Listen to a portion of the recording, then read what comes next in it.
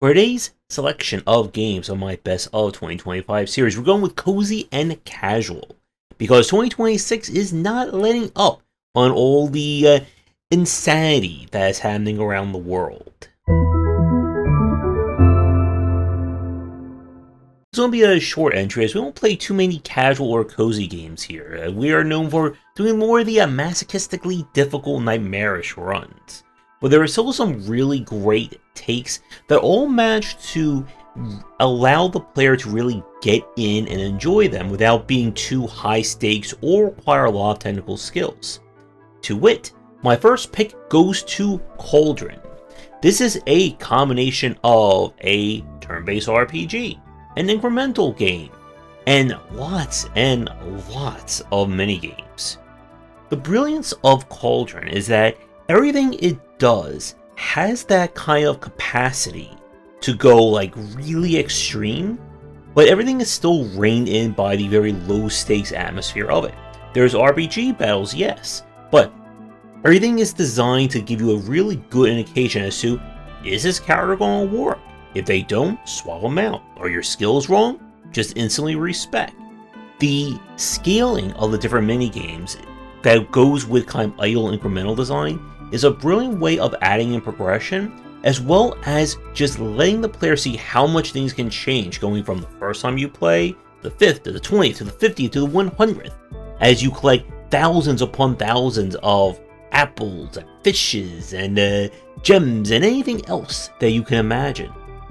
And it's a great take on all these different systems. It would have been so easy for the game to kind of collapse when they're trying to do all these different mini-games and all this different progression.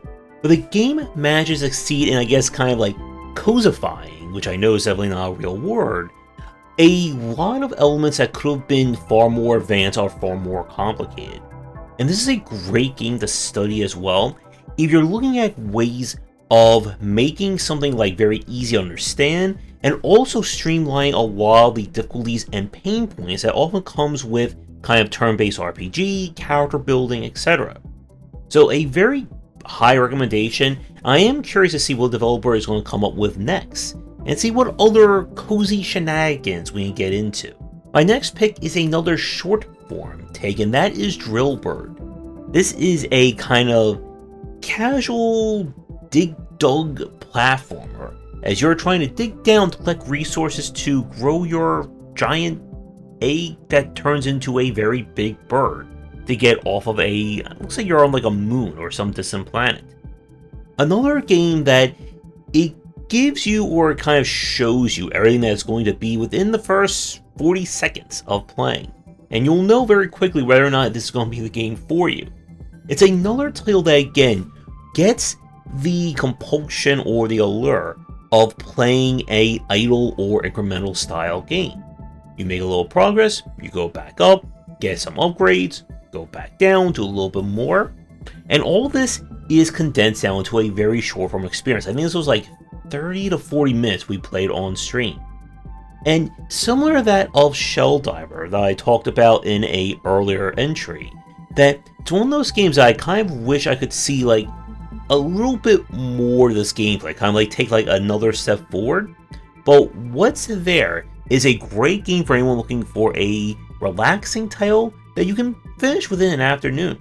So if you're in the mood to do some relaxing digging, then definitely give this one a play. My next pick is the sequel to the game that's all about combining mysteries and wonder with the act of selling plants, and that goes to Strange Antiquities, which is the sequel to Strange Horticulture. You are once again running a magic shop, this time with a variety of plants, mysterious artifacts, and more. And you have to solve the cases that come in of trying to get the right plant to the right person, and just what is happening with the owner and the world around you.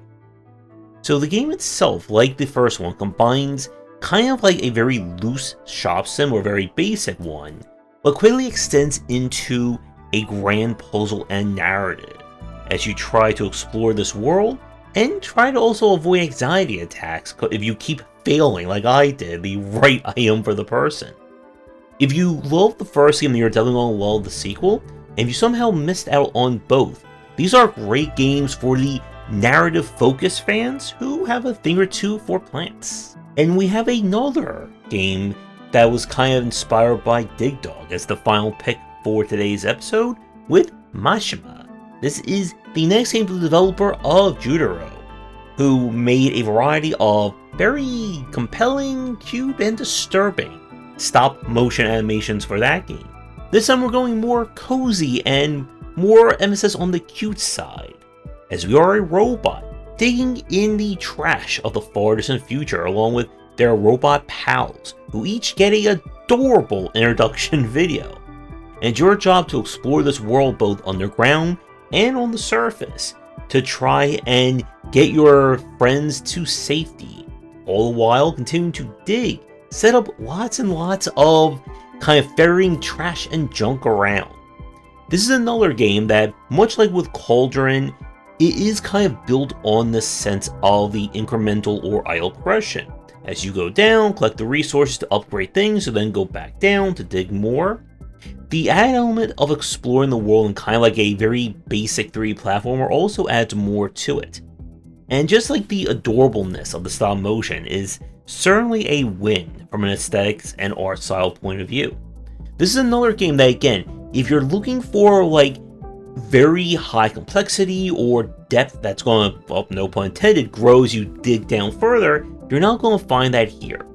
But it's still a very charming game for anyone who, again, is looking for a relaxing title that is not going to tax them both in terms of length or in terms of difficulty.